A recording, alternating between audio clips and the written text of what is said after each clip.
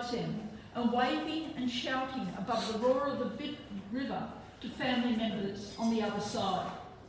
I have 3 children and 5 grandchildren, and the thought of my family, of any family being divided like this, is so painful to even think about.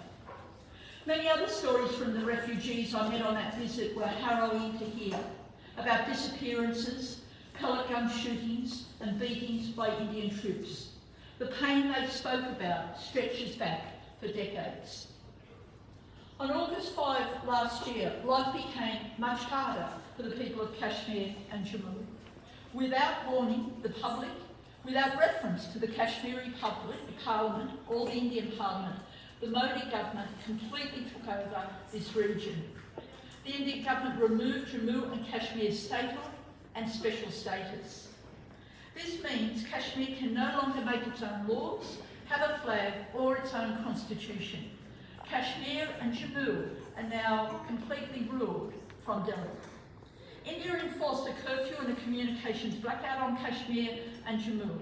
This has meant little local media coverage of the crimes against humanity being perpetrated by the Indian forces in this region.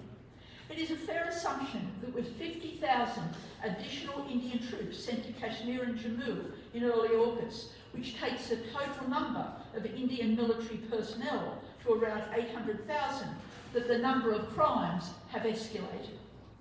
The job of the military has been to enforce severe travel restrictions, to lock up more than 300 political leaders and activists, and to staff the numerous security checkpoints. And clearly, harassing local people is a big part of what these troops do. Arundhati Roy, the internationally acclaimed author who lives in Delhi, has described how local reporters, at great personal risk, have travelled widely in this region to write up what is happening. This provides an insight into why the Indian government is attempting to censor news of these crimes. These are Arundhati Roy's words.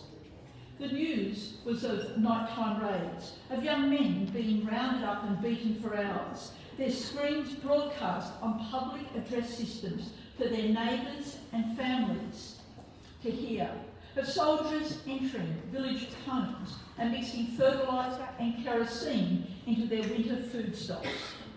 The news